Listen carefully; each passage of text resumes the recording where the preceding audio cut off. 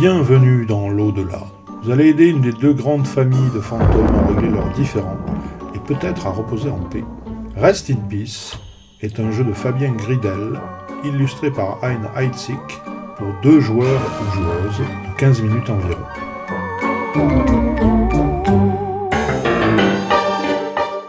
Pour gagner cette guerre éternelle, il vous faudra contrôler la majorité des châteaux ou des manoirs. Pour tenter de prendre possession de chaque demeure, les deux familles joueront leurs cartes fantômes de part et d'autre de celle-ci. La famille qui aura hanté ce lieu avec les fantômes les plus effrayants s'appropriera alors la demeure. Mélangez toutes les cartes médium et piochez-en 9 au hasard que vous placerez face visible en formant une ligne entre vous et votre adversaire. Pour vos premières parties, ne promenez que les 9 premières cartes, celles numérotées de 1 à 9. Placez ensuite, en 10e position, la carte médium spéciale 10e manche. Mélangez les 10 jetons de demeure, manoir ou château, puis placez-les au hasard, face visible, sur chacune des 10 cartes médium. Chaque famille mélange son paquet de 21 cartes fantômes, le place devant elle, face cachée, et pioche 5 cartes. Il est à noter que chaque famille a les mêmes cartes fantômes.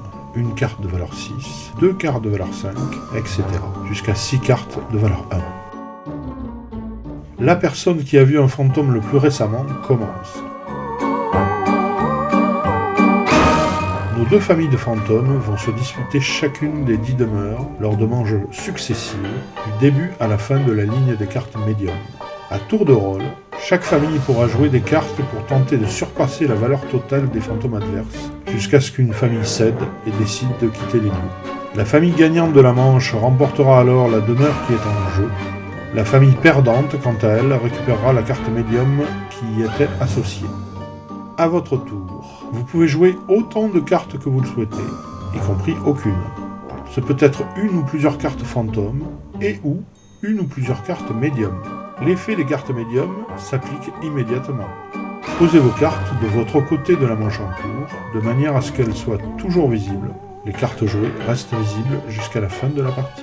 À la fin de votre tour, soit le total des valeurs de vos cartes y compris en appliquant les effets des cartes médium dépasse d'au moins 1 point celui de votre adversaire.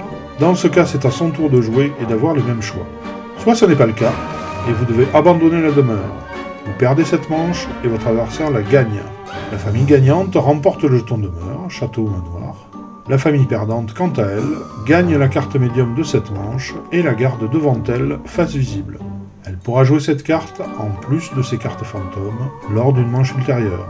Chaque famille pioche alors dans son paquet 2 nouvelles cartes fantômes et les ajoute à sa main. Après avoir pioché, la famille qui a abandonné la demeure de la manche peut, mais sans obligation, jouer sur la 10e manche une carte fantôme de sa main face cachée ou une carte médium. Dans ce cas-là, la carte médium sera appliquée lors de la 10e manche. Vous gagnez immédiatement la partie dès que vous remportez 4 jetons manoir ou 3 jetons château. Après la 9e manche, si aucune famille n'a réussi à atteindre l'une des 2 conditions de victoire, alors chaque famille révèle ses cartes jouées face cachée en cours de partie sur la 10e manche. Si la valeur totale de vos cartes est la plus grande, alors vous gagnez la demeure. Si à nouveau aucune condition de victoire n'est atteinte, c'est la famille qui a gagné la 10e manche qui l'emporte.